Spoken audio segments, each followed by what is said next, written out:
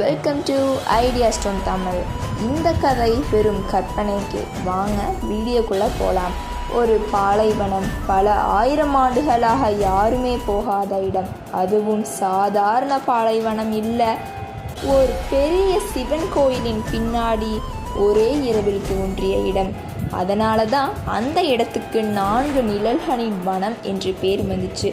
ஏன்னா அந்த இடம் 4 பாகமாக இருந்துச்சு.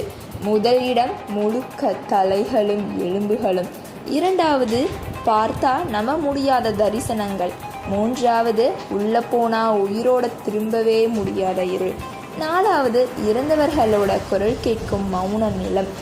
அதனால் யாருமே அந்த இடத்துக்கு போக மாட்டாங்க, போனவங்க திரும்பி வர மாட்டாங்க. வடநாட்டில் இருந்து இளம் ராணி அரண்யா அவங்க தோழி மீராவோட அந்த கோயிலுக்கு வராங்க. கோயிலுக்குள்ள ஒரு முனிவர் இருந்தார். 100 வருடத்துக்கு மேலாக கண் திறக்காம தவம் பண்ணிக்கிட்டு இருந்தவர். அவரால் நடக்கவே முடியாதுன்னு எல்லாரும் சொல்லுவாங்க. ஆனால் ராணி உள்ளே வந்த உடனே அந்த முனிவர் திடீர்னு கண் திறக்கிறாரு. அதுவும் பயந்த மாதிரி. இல்லை, இது முடியாது, அவள் திரும்ப வந்துட்டாளா? அடுத்த செகண்டே நடக்க முடியாத அந்த முனிவர் எழுந்து ஓடுறாரு. அவங்க இருந்தவங்க எல்லாரும் ஷாக் ஆகிட்டாங்க. அவர் நேராக ராணி முன்னாடி வந்து காலில் விழுறாரு. தேவ உலகத்தோட குழந்தையே, நீ இங்கே என்ன பண்ணிட்டு இருக்க? ராணிக்கு ஒன்றும் புரியலைங்க. நான் சாதாரண மனிதர் தான். அதுக்கு முனிவர் சிரிச்சார். அப்படியானால் அந்த 4 பாகங்களுக்கு போ, உண்மை உனக்கே தெரியும் அப்படின்னு சொல்கிறாரு. அதுக்கப்புறம் ராணியும் மீராவும் பாலைவனத்துக்குள்ளே போகிறாங்க. முதல் இடத்துல மணலுக்குள்ளே இருந்து 1000 தலைகள் மேலே வர ஆரம்பிச்சுது. அதெல்லாம் ஒரே வார்த்தை சொல்கிறது என்னன்னா, ராணி வந்துட்டா அப்படின்னாங்க.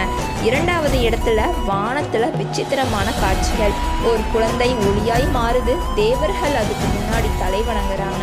அதுக்கப்புறம் ஒரு பெரிய போரில் அதே குழந்தை பூமிக்கு தூக்கி வீசப்படுது.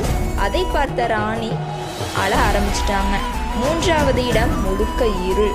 அங்கே போன உடனே மீரா மயங்கி விழுறாங்க. அப்போ இருளில் இருந்து ஒரு குரல் வருது, உன் சக்தியை ஏற்றுக்கோ, இல்லைனா உன் தோழி உயிரோட வரமாட்டா அப்படின்னு சொல்லுது. அந்த நொடியில் ராணி உடம்புல இருந்து தங்க ஒளி வெடிக்குது.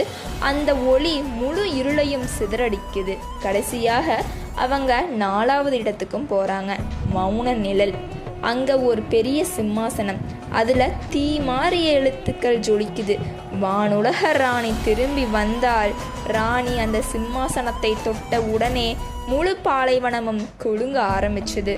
மணல் எல்லாம் பூக்களாக மாறிடுச்சு. இறந்த மரங்கள் எல்லாம் இலை முளைக்க ஆரம்பிச்சுது. தொலைவில் நின்ன முனிவர் சொல்றாரு, இனி நீ மனிதர் இல்லை, 2 உலகத்தோட காவலர். அந்த நேரம் வானம் 2ஆக பிளந்து அதிலிருந்து கருப்பு கவசம் போட்ட ஒரு உருவம் தோன்றுதுங்க.